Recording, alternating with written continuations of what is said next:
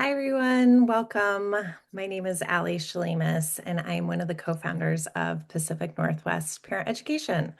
We're so happy you are here today as we talk to the amazing Amy Lang about sex and sexuality with our neurotypical and neurodivergent kiddos. I have been working with Amy professionally and personally since my kids were in diapers, and it's just been an incredible resource as things change and the new questions arise and the advice is needed. Um, One quick thing I want to say before I forget is please, please, please stick around at the end to fill out a really quick survey. It just lets us know, what do you want to hear about next? Is this helpful? Any tips you have for us, and feedback? Because we're a group of small volunteers with kids in the greater Seattle area pulling this off. So we want our time and any money that you donate, which thank you to all of our donors, to be put where it's going to help the most people. And if you fill out the survey, you also get entered to win a quickie with Amy. And I can tell you from my own experience, a quickie with Amy is unforgettable. Highly recommend. I had a quickie with Amy, maybe I can't remember. It was within the last year. It's Yeah. really a one-on-one personal consultation. Bring your issues. Here's what's going on in our family. What do we do about this? Super helpful. And on a personal note, no sooner than when I hung up with on my quickie with Amy, did I get a call from my sister telling me about my niece who is neurodivergent and was harassed on the bus by a fifth grade boy on her way Oh, to that's right. school. So Yeah. that is what sparked, we need to get some information and we need to get more information out for these teens, these preteens. What do we do? How to support them? Because I know she is not the only kiddo in this scenario. So um I do want to just a couple of housekeeping things. This is a webinar. So good news is it's recorded. Link will be sent out later this week. You can share it with someone you co-parent with if you have to hop off, if you're watching this recording. It will be there, and anything you put in that's in the chat or in the Q&A will be private. There's no names shared. Share freely. All of that will be anonymous, even in the recording. Because it is a webinar, the chat is going to be one way. It's a one-way conversation. It's us sharing information. It's some of the stuff I'm saying out loud, but you may want to copy and paste and use links. We'll be sharing some of Amy's resources afterwards as well. But if you need anything from me or team Amy, throw it in the Q&A, whether it's just it is a true question or my text not working or something, use the Q&A. That's how to chat with us. So I have in Amy's words, introduction of her, and I want to do it justice. So I'm going to share that before I hand off the mic to Amy. But again, this can be interactive. Throw your questions in. It's going to be great. So, in Amy's words, as we all know, talking to your kids about the birds and the bees can be really uncomfortable. And most people dread the idea of having the talk, but it doesn't have to be this way. Our guest, Amy Lang, has been a sex educator for 16 years and yet freaked out when she had to have the talk with her own kiddo about this topic. Surprised by her discomfort and just the idea of talking with him about his body, boundaries, and all those things, she knew she needed some help. So once Amy learned how to communicate with her own kid about sexuality, she realized she could make this easier for parents and caregivers as well. So in '06, she combined her expertise in adult education and her love of sexual health and started Birds and the Bees and the Kids. And she's also a sexual abuse prevention specialist. So, in addition to working with kids, as I mentioned earlier, that are neurotypical, she also provides support and resources for parents of neurodivergent kids. And her mission is to help parents and caregivers feel comfortable and confident with this part of life so that kids in their own care become whole, healthy, and happy adults. Welcome, Amy. We're happy to Thank have you you. there. Thank you for the lovely introduction and the quickie comments. Totally cracked me up. Totally cracked me up. So, Never thank you. regret it. Yeah, thank you. And I'm so glad I've been so helpful to you over the years. And thank you so much for trusting me with all these people. Yes. Yeah, welcome to my PowerPoint. I love your I PowerPoints. hate them and I get to be creative. So we're going to be talking about how to communicate with your teenagers, your tweenagers about this really important part of life.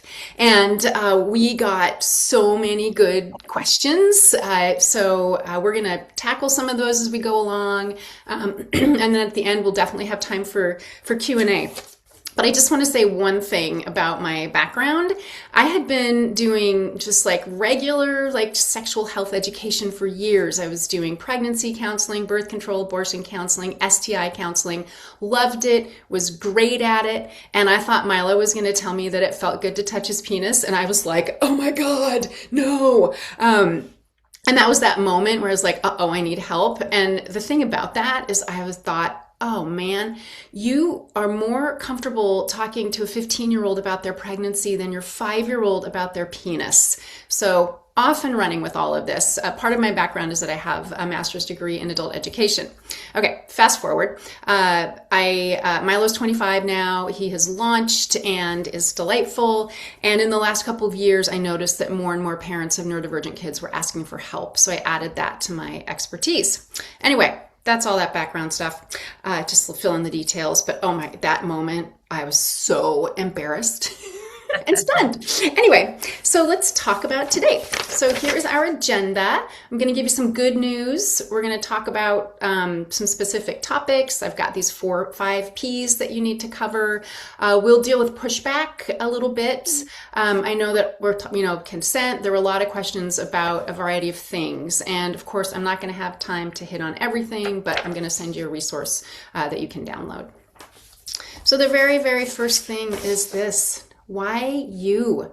Parents think they don't have any power in this, and every study shows that you have the most power and influence over your kids' sexual decision making, how they feel about themselves, how they experience the world.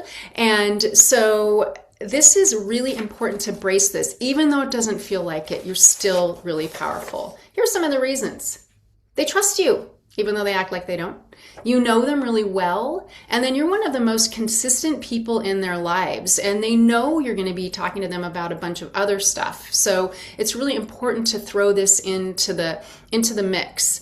And adolescents are rough, right? And your job is to ignore them and do what you need to do. So the last thing is this. You're going to give them the facts. You know our world is full of misinformation and terrible information about sexuality and bodies and relationships. And so you need to use your power for good and make sure your kids have resources that are going to be supportive and accurate and counteract all that crapola that's coming their ways and their way and their peers, right? There's so many places they're getting really terrible information.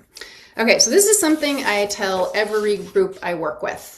When we think about sex education, it has always been prevention oriented, right? Like most of us grew up with don't do it until you're married. If you do it, you need to use condoms and birth control, and really this pressure around just not getting busy and being careful.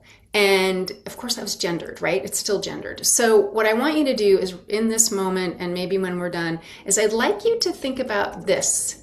Think about it in terms of preparing your child for this huge, important part of life. This is one of the biggest things that we do. Think about it. Like, who uses trigonometry every day? I don't even know what that is. And we are in relationship, we're in our bodies, we're thinking about all kinds of different things when it comes to sexuality and relationships. So this is preparing your child for this big part of life. And I think one of the easiest ways for this to kind of hit home is to think about you. Think about yourself. Like, what would have happened to you if some safe and trustworthy adult had been providing you with information, talking with you, supporting you, encouraging you with this part of life? I know that I would have made different decisions. Let's just put it that way. Do the back math. Anyway, speaking of math, right? Do the trigonometry. So your job is to prepare them. Your job is to prepare them. All right, I promised you this. The good news. Here's the good news, which may feel overwhelming, but it really is good news. Trust me. By the time they start middle school, ideally they know this. They have some information as best as you can do about everything.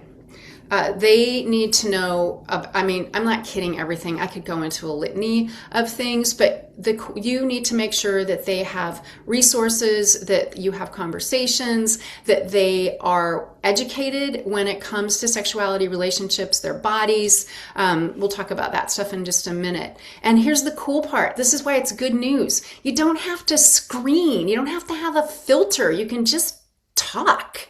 And yeah, you might feel awkward and uncomfortable, but welcome to parenting.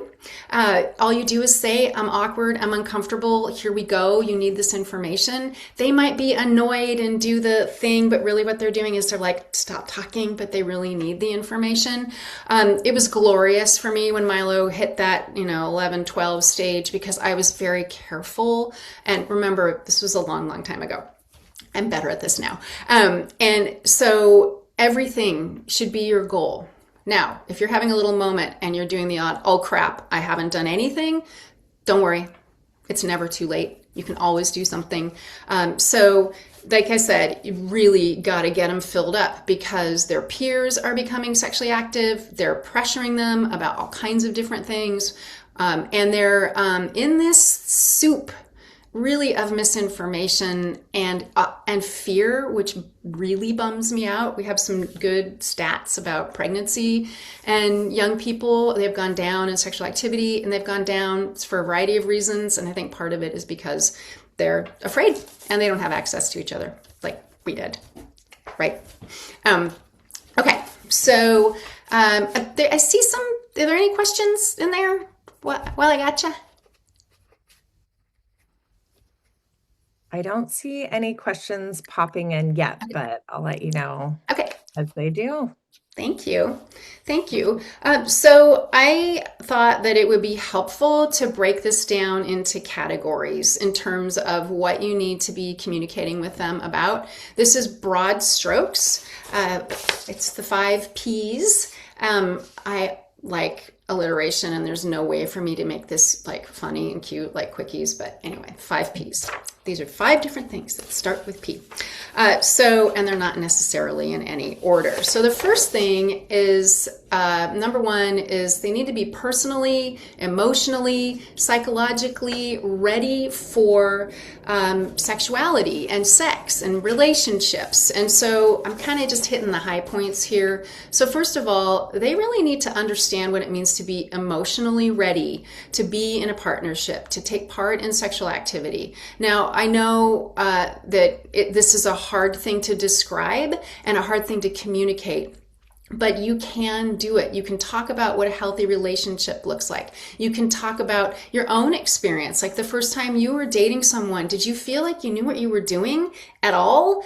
Most people know, but there's tons of ways to talk about what that looks like. And we're going to talk about that in just a minute. They need to know themselves, right? They need to know themselves. Who are they attracted to? Are they attracted to anyone? Are they, are they queer? Are they not? Are they a mixed bag? Like, what does that look like? For them, so having an understanding about who they are. Do they want to have relationships at all? Lots of people don't. In particular, folks who are neurodivergent, they have a different relationship with sexuality oftentimes, and they're more likely to be queer. So if you have a neurodivergent child, they be ready. Higher likelihood. And these days, kids are really exploring their sexuality and their gender and just learning about it and trying to figure out who they are. I like to talk a lot, so I have notes. This personal emotional situation, it's important, right? And again, just look at your own experience. Were you ready? Did you have resources? Did you get it? For me, my best friends just told me to get it over with, which I did. And I was 18 and he was 23. It was fine, but in retrospect, not good. Not good. So I didn't have anybody talking to me about that. And then the last thing is if someone's in a relationship, any kind of relationship, casual, a hookup, a dating thing, and your children will not be hooking up. So take a breath. It changes things. It changes a relationship. It changes how you feel about yourself, your partner. And this is something that you should be talking with them about. Number 2, pressure. There are multiple sources of pressure from kids about having sex. You just heard mine, right? They just said, get it over with. And we're like, it's not a big deal.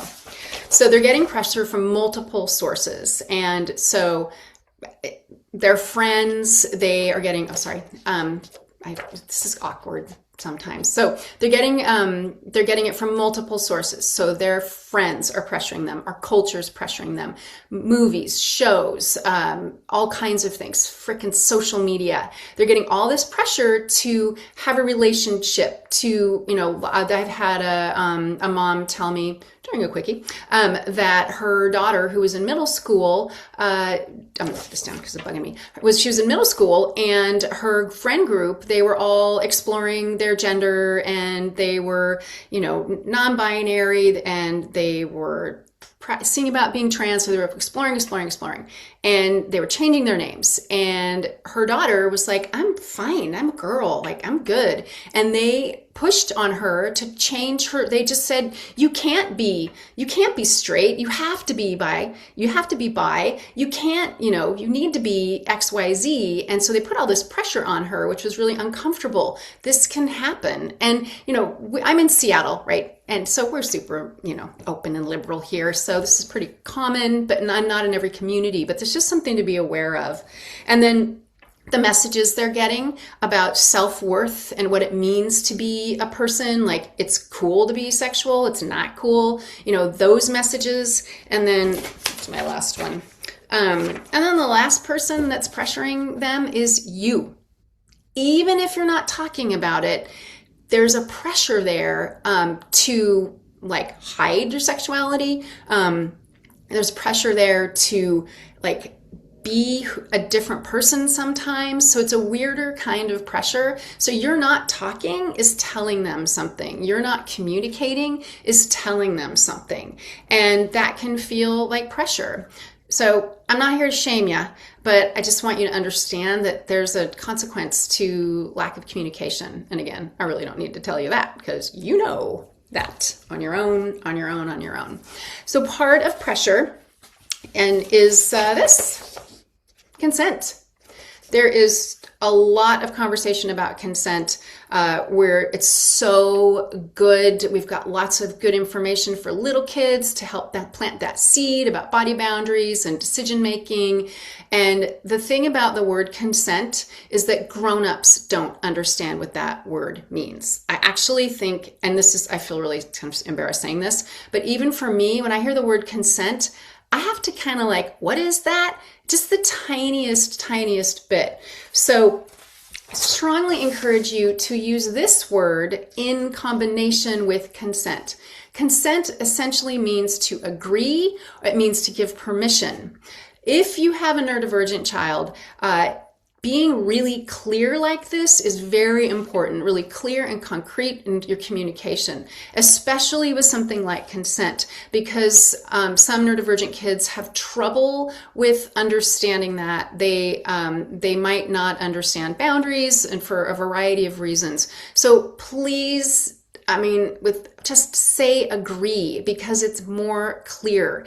And we have yes means yes, right? If it feels bad to you, don't do it. If your partner or whoever you're thinking about doing the deed with or whatever, fooling around with, drugs, alcohol, I'm not telling you anything you don't know. And one of the best ways for your kids to learn about consent is there's a great website called amaze.org that's got really good videos, cartoony things. You're going to get it, so don't go Googling right now. They're really good books, and then conversations, and then demonstrating it. So What that means is, just as an example, if you meet up with a friend and your kids are around or your partner comes home, text them and say, hey, when you get home, ask me for a kiss or a hug so I can say no and they can watch what that looks like. And then they come home, they say, hey, can I have a hug? And then you say, I'm really not for it. And they're like, cool, no sweat. So when they see that in action, it really shows them how this works. Now, do not get busy in front of your children, because that's not a thing. But just showing them that. And then talking with them about, have they seen a show where there wasn't consent? Or how are your friends doing with this idea of agreeing to do stuff or fool around or, even have sex? When we do a third person, or to ask about their peers, they tend to be a little bit more forthcoming. Also, they're adolescents, so they may tell you, no, thank you, I'm not going to talk to you. But you need to make the attempt. So again, agree. Like if you take anything away from me today about consent, it's say agree, give permission, because it's more clear, at least for me, and I just think for the rest of the world, because I would. All right, let's do this. Practical stuff. So this is also like practical stuff, like physical stuff. So they need to understand that there are different ways to be sexual. It doesn't all start with parts and wholes. It's a process. It starts with hand holding and caressing and then moves along. Oh, sorry. I should have made these individual. I do better that way.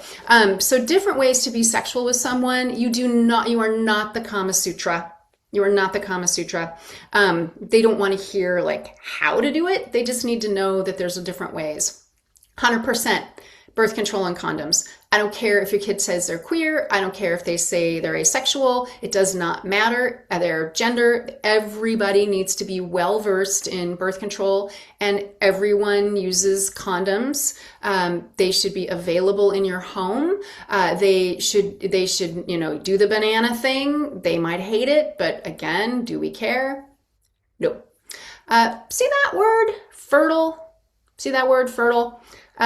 People with testes are fertile, which means they can impregnate someone from the time they're about 11 until they are dead. So that means they can knock someone up 24/7. Your people with balls need to know this, and they need to behave accordingly. People with ovaries, we are only fertile for a little chunk of time once a month.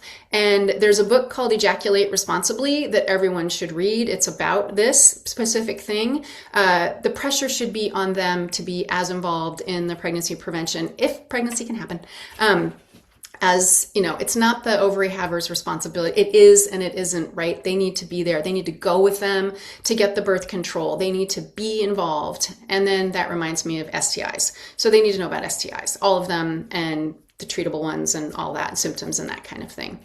And again, there's lots of ways to talk about this, and there's lots of ways to get the information into them. And I'm not going to go through the litany of STIs, but I will tell you, chlamydia is number one. Right on. Chlamydia is number one. Chlamydia. Sorry. Okay. Next up, pleasure. Hello. Guess what? It's the goal. When people engage in sexual activity, they do sexual stuff, even romantic stuff. The goal is pleasure, to feel good with someone, to share your body, to share your heart, your soul. It should feel good. It should feel pleasurable. And this is a note, right? So if you're talk to your kid about if you're doing something with someone, if you're on a date or you're just hanging out and there's some sort of vibes, if there's any part of you that's this doesn't feel quite right, or if you're even actively involved in something and it doesn't feel good emotionally or physically, you have the right to say no, stop. And that's why you have to communicate with your partner about consent. How's this gonna roll out, right? And checking is really important. So backing up to consent again, checking in, is this okay? How are you feeling? Which honestly is a tall order with an adolescent, but you still need to give them the information and encourage them to behave that way. All right, what feels good? I'm a fan of masturbating. Everybody should be encouraged to masturbate. It is one of the best ways to get to know your body. Speaking of, clitoris havers, really important to know that touching that feels really good. You can have an orgasm. Encouraging kids to get to know their own body. And I know you're probably thinking, what the hell, Amy? Am I going to be like, hey, how's it going? You've been masturbating? Just want to let you know, go for it. Not a thing. What you can do is say, hey, I was thinking sometimes people get weird about this and I might be weird about it, but I certainly hope you're exploring your body and you know what masturbating is. And they're going to be like, oh God. And you say, just want to say, super normal to do, super important, especially again with your girls, right? They need to understand that that is really where all the fun comes from. So some parameters around it. Sometimes neurodivergent kids need a little more direction about where and when. Nobody needs help with how. You should not be doing any how of any of this. And again, just making sure there's no shame. And if this is something that is really challenging for you because of your culture or your religion, please just understand that I think the stat is like 84% of people masturbate at some time in their life. And again, this is one of the safest sex practices. I'd rather have somebody getting their jollies on their own than with someone if they're really not prepared for it. Hi. Hi. Any questions? Is anything relevant from our other questions? This is great. I'm rapidly writing notes, and Okay. this is great. One of the questions that did come up was it flagged in my mind too when you said, "What do you mean our kids won't be hooking up? Do kids not do that anymore?" Oh, Oh, they sorry. will. I was being sarcastic. Sorry. Okay. Yeah, really high chance they're going to hook up, right? Just Okay. be mindful of different kinds of sexual interactions. So hooking up, which is just having a one-off. When I said sex changes things, sometimes people will just have a relationship where they're just bonk buddies, for lack of for a nicer way to say it, Right. and they're just doing it. That never works, right? Feelings always are caught, as the youth say. Feelings are almost always caught. So yeah, they're gonna do it. Eventually, maybe, most likely. You need to prepare for that. Not the hooking up piece necessarily, but they're probably going to have some kind of sex at some point in their lives. Pretty much everybody does. And thank you for pointing that out. So I'm just going to pop back into neurodivergence, and I'm sorry. Being very clear and concrete is really important with a neurodivergent child. And also might take more information. So yeah, I was just kidding. I mean, I It's didn't have happening. Milo hooking up and, Yeah, Right. thanks. Anything Thank else? you. No, I've got just one question. Like when you're talking about all these different pieces and these different conversations, is the expectation that you will be having these conversations? Like I feel like stereotypical or old school is that for a female identifying kiddo in your household, then if there's a female adult, that's who should be having the conversation. And then in reverse. And obviously that's not how every family is or all the parents. Right. Is it the most beneficial to have both parents if there are co-parents in the house Yeah. having these conversations well, even if it's awkward? Yeah. Ideally, everybody, both parents, if there's two, are having conversations with the kids. Also, one of the reasons for that is perspective. So if you have a girl identifying kid and they have a dad, it's important to talk about their perspective about a variety of things, just to give them like their feeling about how things roll in the world. It's much more impactful for them to have that conversation, the different genders and that kind of thing. And it's okay to be uncomfortable. And it's very stereotypical that this is the mom's job. The Right. dads don't get involved. And so having a conversation about, okay, we got to handle this. I'm going to talk about this in just a second. So everybody to the party. Everybody to the party. It does not matter gender. That does not matter. They need the information from someone, a trustworthy adult. And the other piece too is like adolescents are developing their values. They're trying to clarify like who I am in the world. What do I believe? And it's good for them to have different perspectives, right? Because no matter what you believe, they're going to come up with their own thing. So you might as well be really influential, while you think you're right. And because they're going to just do their own thing with it. But yeah. Thanks for asking that. Thanks for asking that. Yeah. The other quick one I'm going to throw in, I know we're going to Yeah. get to some of these too, Yeah. but I know I've heard you say this. I know the answer, but I want to hear it from you just because I've been to yours before. It's a lot of information to cover. The kids have short attention spans. What's your recommendation for duration and frequency of these chats? Because, because as you're talking, that's what we're thinking about is Oh, how yes. is this actually going to play out? Who's Yeah. going to have this conversation? When are we Hang on. doing this? Yeah. Hang on.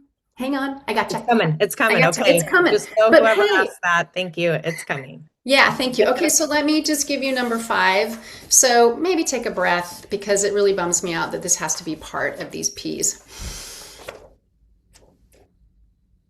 Porn is the 5th P. Everyone will see it, and it has a big influence.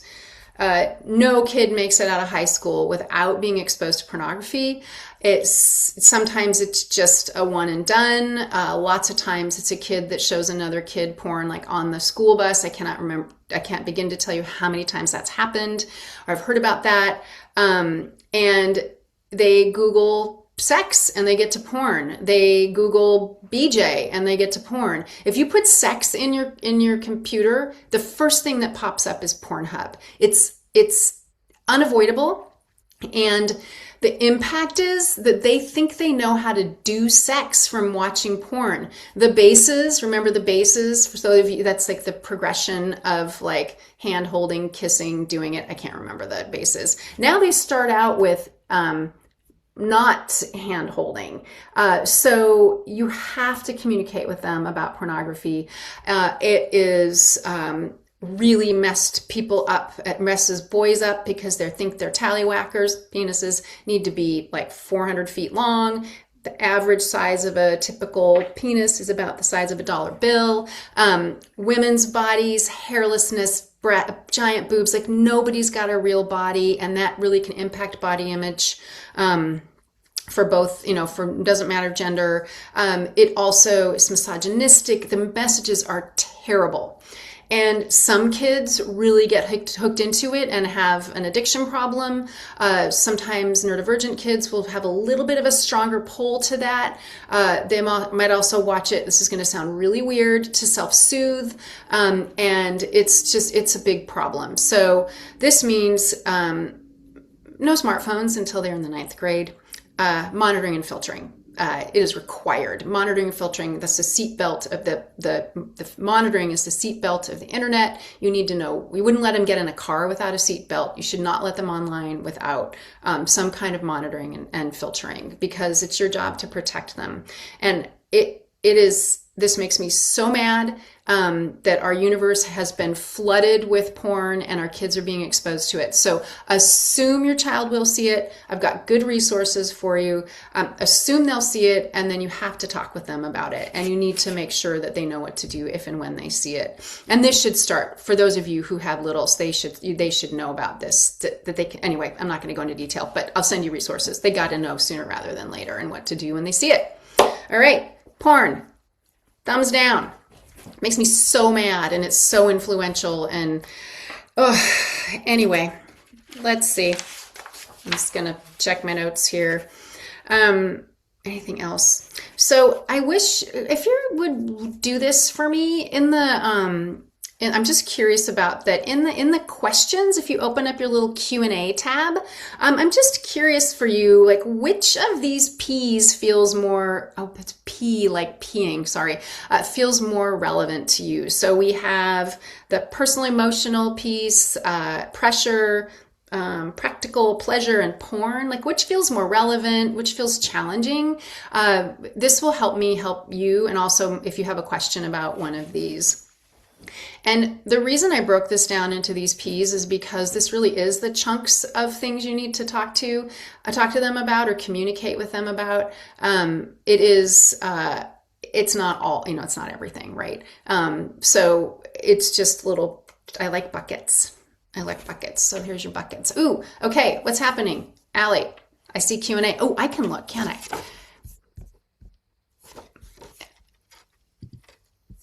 Hi, Oh, yes.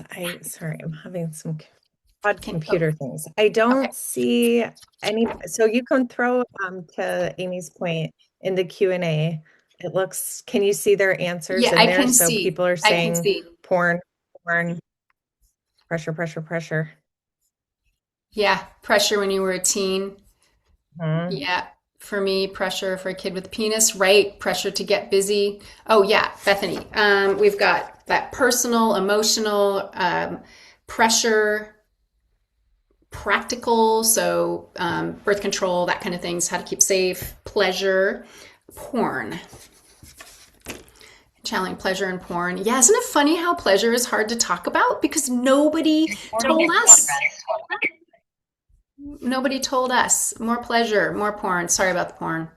Um, Okay, and then there's a question which Allie, I'll have you handle when we get there. So it Okay. seems like got a lot of porn and pressure. So yeah, the pressure piece. Yeah, it's like people with penises are pressured to do it to get busy. They're still pressured that way, and then also the pressure about masculinity and what it means to be a man and how that should look and then I'm not going to keep going because we could go manosphere and we'd be over there and we don't want to go there because ick. Okay, so let's do this. Communication tips. So here is the thing. The first thing that I think is really important for you to know is that you don't do this to your kids. They're not going to be able to tolerate it. You'll be exhausted and it doesn't serve anyone. So no lectures. And so here's the first thing.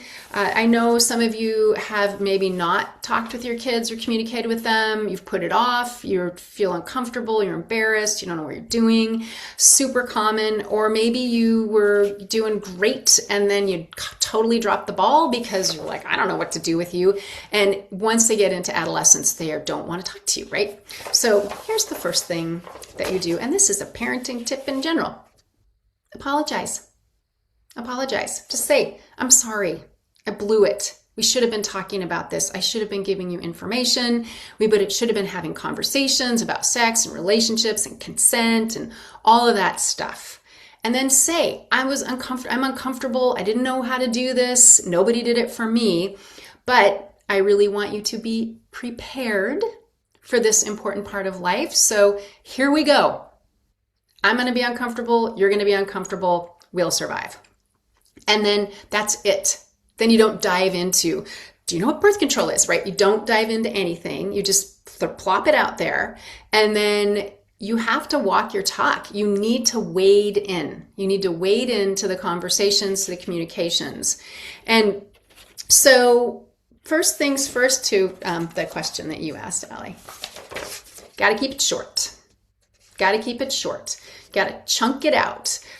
You need to be really clear about what you want to say. You need to pick a topic or look for a moment, like you're watching a show and there's a moment where there's some non-consensual, like physical stuff going on, or you can see, like I was watching something the other night and it was not quite consensual.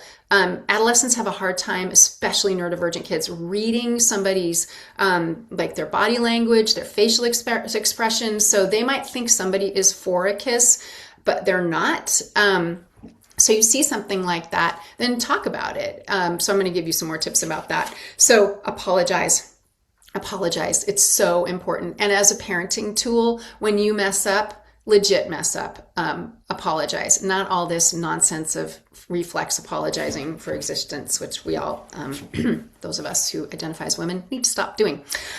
So another trick for the keeping it short is to use your timer. Everybody's got a timer. And you can say, hey, I want to talk to you about something. It's a sex thing.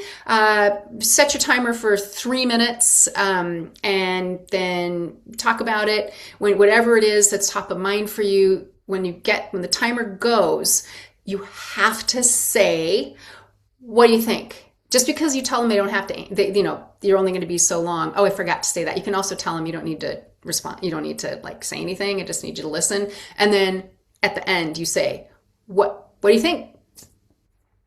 Anything to add? What do you want to, anything you want to know? Like just throw something out there. And then if the timer goes and you can tell they're into it, you just keep on going. If you start to feel flooded, if you start to get mumbly, then say, okay, I've talked too much. I'm out. I'm done. We can pick this up later. It's fine, right? It's fine. You don't have to be perfect at this at all. I just really, really want you to try. Let's see. Another thing that really works is to be doing another activity. So if they're washing dishes, they're cleaning the house, you're walking the dog, you're playing basketball, you're engaged in something, that's a really good time to have a conversation because the focus is not on each other, it's on the task. This is particularly helpful for neurodivergent kids. If you have an ADHD, they might be, bouncing around or doing something, and you can still talk with them instead of saying, "Stop doing that. Pay attention to me." Just go ahead and let that happen.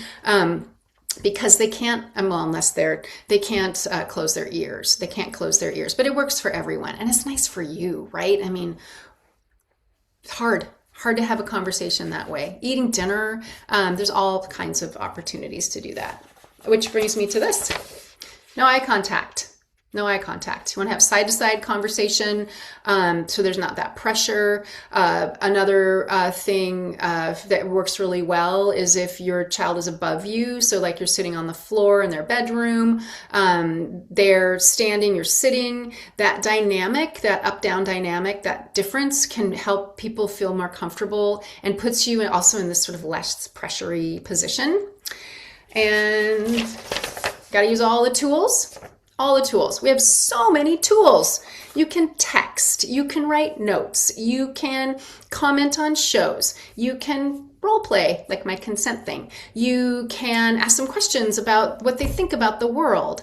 What else? Email. Do they email? Hardly. Email. One thing that I had one parent do is that her child was neurodivergent and the books were kind of overwhelming. They weren't a great reader. She just pulled this section out, like on masturbation. She just tore it out of the book. I know some of you are having a heart attack, but your child's health, safety is more important than that book staying together. So she's pulled out the masturbation section. I think that was her thing, and stuck it on their bed. They, stuck a Post-it, thought you might be interested in this. Somebody else flagged stuff. And one of the things is that this stuff can be really irresistible because they're curious. Sometimes they're not curious, and so you have to also push around on that. So one of the things you can say to your kid is that it is very cool to be the smartest kid in your friend group about this stuff. Once you know what's what, when you hear what they have to say, the misinformation, and can be really entertaining, and they'll, might ask you questions, and it's cool to be in that spot. Sometimes that's motivating.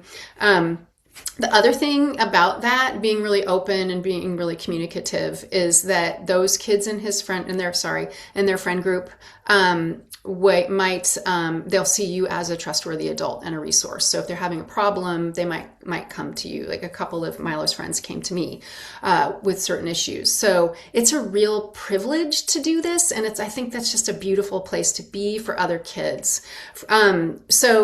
What was I saying? Oh, okay. So there's great healthy videos for kids. There's lots of books. There's all kinds of places where you can get your child information. And then of course, opening your mouth and saying the things. Okay, a couple more tips. Here we go. Plan ahead. It is not cheating to make a plan. It is absolutely not cheating. So my book, Sex Talks with Tweens, is all scripts on all the different topics. So if you want to snag that, you can just go into the section that you're most anxious about. Sometimes I think, like rank where you need to get started. Use it as a tool. I have one client who's a grandmother, and her grandsons come over and she reads it to them, which I think is hilarious and amazing that they tolerate it. And she's a trustworthy resource. So planning is smart. Your kid, your family life. Another way to plan is to just put a note in your calendar. You're like, oh my God, I just heard this thing on NPR, or, oh, I totally forgot. I need to cover this. Just put a note. Okay, and then last thing is this. You got to do everything. Bites, bite size everything. And again, you're not the Kama Sutra. You don't have to give them all the details, but you need to get into those P's. It's not quite right. You need to get into those P's and pick some things and get the party started. Speaking of P's, of a party. A pea party. No, no, that's not what this is about. Okay. Yeah, questions. So can I just say a couple little things about resources before we do Q&A? Is that okay? So you have the potential to win a quickie, which is a 30-minute consultation. And I'm actually running a special right now, which is a 2-for-1, and that's linked in your resources from me. You are going to get a bunch of resources. There's a ton of stuff on my website. I've been doing this for 20 years, which freaks me out, including a parent kit called Ages and Stages. So if you're feeling behind, that is the place to go. It shows you everything you need to cover from birth until not death, but through adolescence. So those are my things. And Sex Talks with Tweens, which, I give you the words. Okay. Commercial over. Q&A. What we got? What we got? Okay, first question is just how to approach porn. I mean, I know you talked about it. So What's the lead in? You sit down and you're chatting, you're like, hi, okay, this is how's gonna the be a, porn? quick conversation. Yeah, yeah, Yeah, uh, how yeah. do you start? Yeah, so I would start like this is a conversation that's definitely a side decider, and you can just say, okay, so like this is perfect. Like I just took this class, and one of the things that came up was like how kids are exposed to porn. Do you know what that is? They're going to say yes. And then you say, so I'm curious, like, do you have friends that have seen it? See what I'm doing? I'm out here. Do you have friends that have seen it? They're going to say yes. And then you can say, if you've seen it, that's okay. You can tell me, you won't be in trouble, but I just want to tell you a couple of things and just point out a couple things, the negative impact. And then say again, if you've seen it, please tell me. I want to make sure you're okay and safe and I can answer any questions. And you're going to might have to practice, right? You might have to practice. And then the other thing is clear, concrete, short, right? If something makes you Right. really uncomfortable, you need to pick clear, concrete, short. Okay. Yeah. And then there's lots of resources to help you help them. Ugh, thanks for asking. Yes, thank you. Okay, this is the next one. Our kid has a friend with an unlocked, uncontrolled, unmonitored cell phone.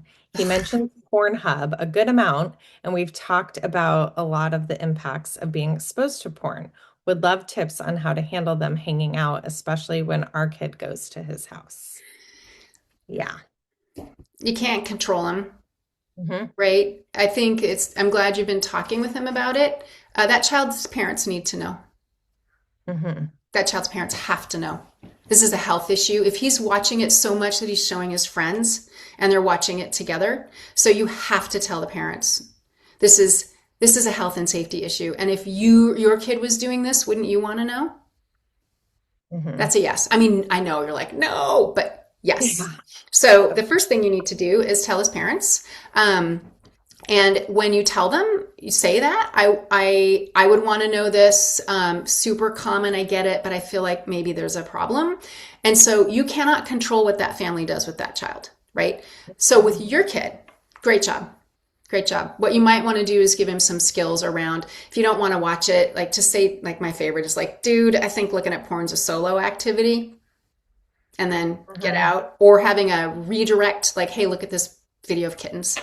Not this, but right. So giving them a little place to redirect, but Right. you have to tell the parents. Sorry. Okay. Yeah, that's tough, but I see. Yeah, safety, right? Yeah, it's safety. Um, this is kind of related, but one parent has a question about the nuance of body image influences. So while it's not for porn, many anime and manga series, which are popular with the preteens and teens, show stereotypical images of girls, women, big breasts, tiny waist. It raises a red flag for me. How do we talk about the nuance while not porn feels like it's a lot, you know? Yeah. I think really stressing that those aren't real bodies and real, they know, like they know that, but and it's somewhat influential. It's better that it's cartoon instead of real. So just saying, like nobody's boobs are that big, nobody's waist is that small, nobody's that tall, nobody looks like that. That's like fake, and they're going to be like, duh, right? And you still need to say the things.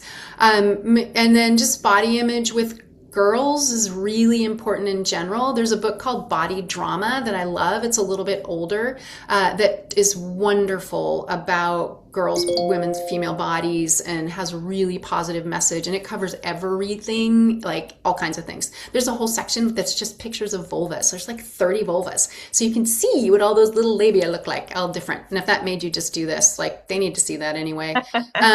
So talking about it is really important, but it's the porn and the people and the peers and our culture that just shows this ridiculous way of being in a body.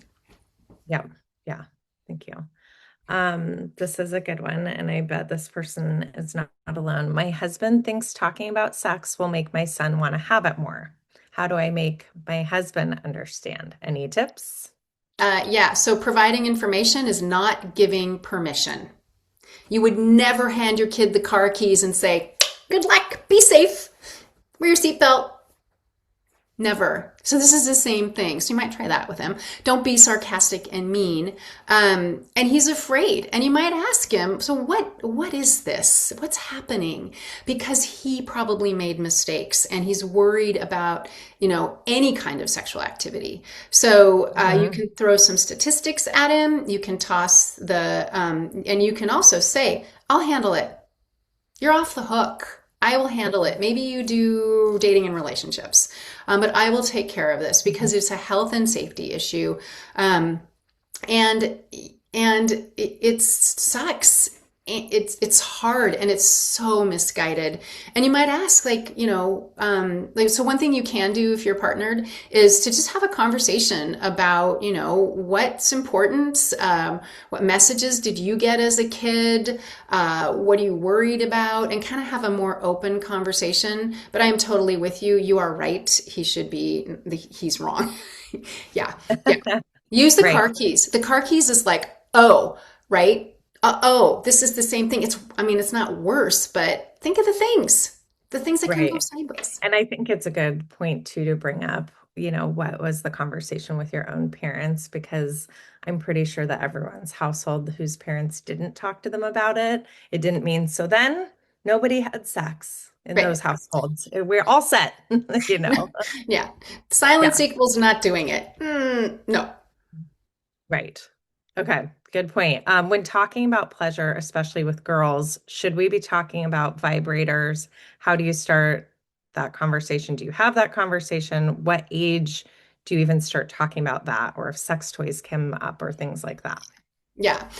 So absolutely making sure that they know like that it feels really good to touch their clitoris. It's how they can have an orgasm. It's a really important part of being sexual with someone and knowing their own body. So making sure they understand that is fundamental. So I personally believe that people shouldn't use sex toys until they can buy them themselves.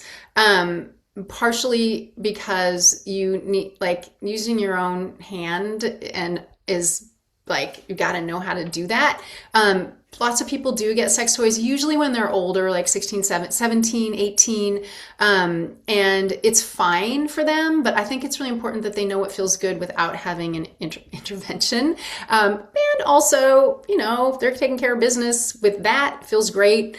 Just conversation about it. And yeah, they should be able to go buy it themselves. And if they're, you can offer it, but I would just wait. And that's just my personal thing. Lots of people just give them, but I just feel like you got to know your own body without intervention.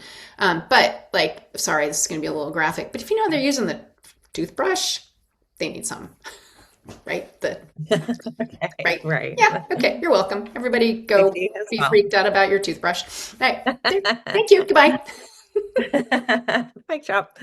Okay, next one. Our 16-year-old high school junior boy wants to have private time in his bedroom with his high school junior girlfriend of 2 years. Up until now, we have allowed them to be in there with the door open. He wants the door closed. We are not sure what to do. Advice, please. Yeah, so sex is on the table if it hasn't already happened. And again, this is a family choice. I would make sure that that person who can get pregnant is on birth control.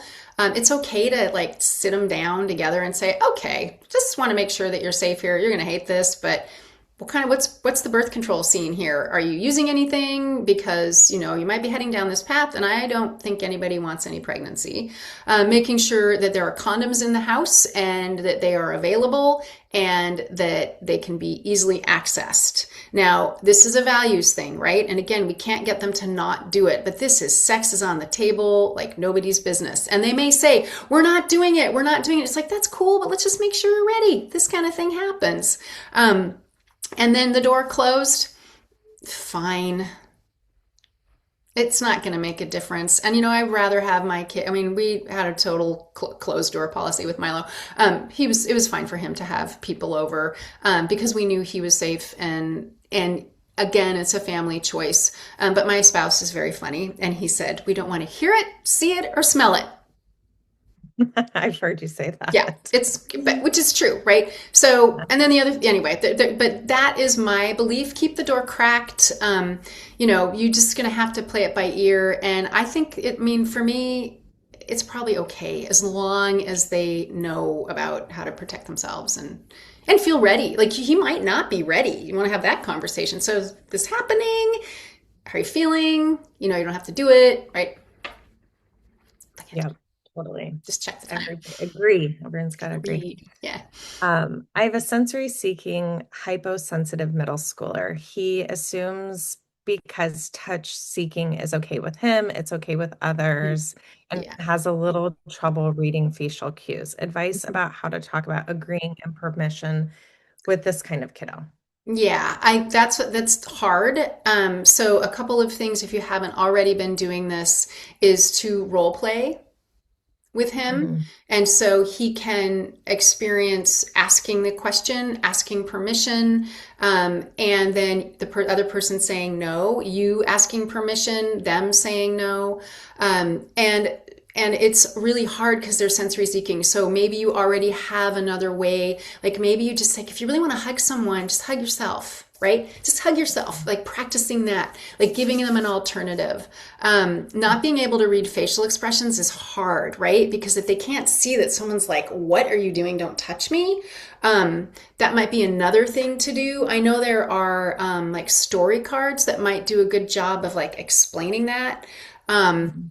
Talking honestly, this is kind of rough, but telling them, you can get in trouble for touching someone without their permission. And I don't want you to get in trouble. Sometimes that resonates. Also, sometimes they're like, I don't care.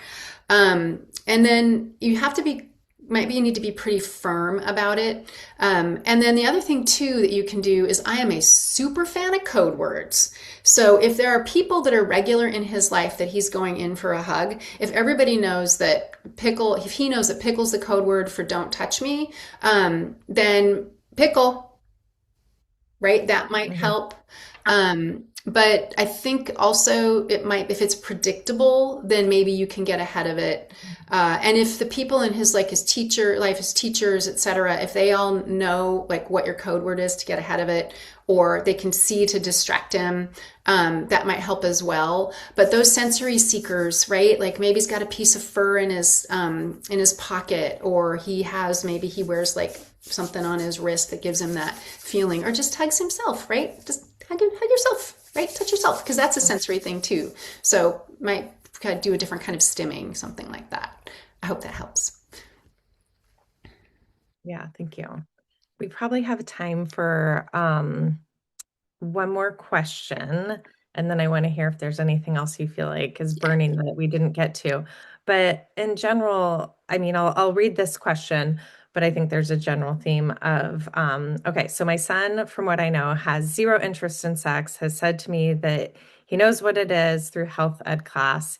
He's still in puberty, but I'm wondering if this interest in sex starts after puberty is over or when it's in the peak. I'm trying to plan to have the talk sooner or later. And like when in general, or like how do you know when the when the readiness is for sex for your kids, how to broach the readiness. My guess is you just get You started just get ASAP, busy. right? Yeah, you just get started, right? Don't worry about readiness. And, it's like, yeah, great, you know about sex, but you don't know all the things. There's so much to it. It's huge. There are all these parts. So we're going to chat about them.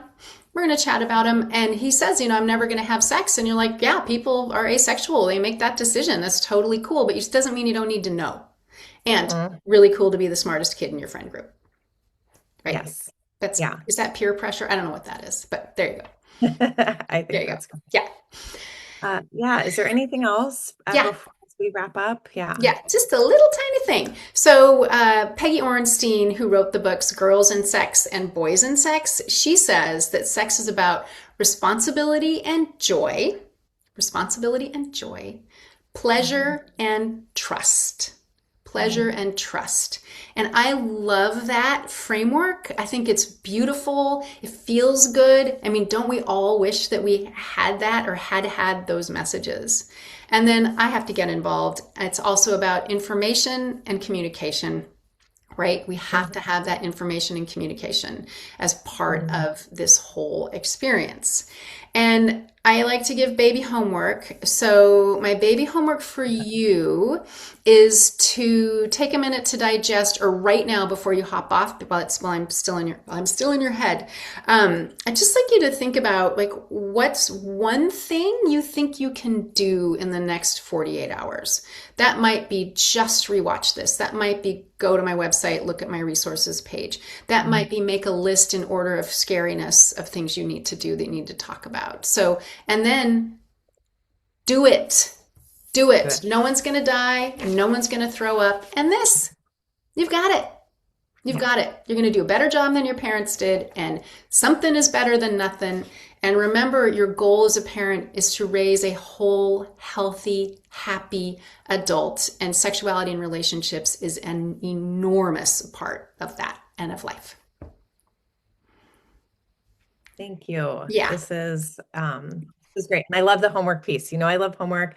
I like having an actionable thing. I think looping in anybody you're co-parented with and being, Hmm. okay, let's report back in a week. What'd we do? Yeah. Because Yeah. I also feel like when you have, like, okay, I feel like I had these conversations with my older, but my younger just seems like she's always the baby. Oh gosh, I'm behind now on that. Like I gotta have that conversation with, you know, Yeah. the other kiddo too. But thank you to everybody for coming. We had a great showing. Check your inbox for these resources. I know it was a lot of information, but Amy sent all the links to us. So we'll send that out, fill out the survey so we know what people want to hear about in the future and how this went. And so you can get on Amy's newsletter list, which has a ton of free information. And you might get a free quickie if you're not already signing up for one. I'm sure many of you are. If people are interested in continuing a conversation about neurodiverse teens, PEPS, which I'm sure that organization for any of you in Seattle, they have a teen group now, and they are going to be putting on, there's a link in the resources. They're continuing a conversation about neurodiverse teen conversations for parents. So great follow up and timely, just Yeah. happenstance at the same time. So Yeah. And they're great. yeah, they're They're great. totally great. They're totally great. Yeah, cool. Yeah. I'm so happy to hear that. I have a newsletter that's a general newsletter and a newsletter that's specifically for parents of neurodivergent kids. So, That's yeah, so I've got all the humans covered. Well, not all of them, but most of them. So, anyway. Thank you for yeah. trusting me, and take care, everybody. You've got this. I believe in you.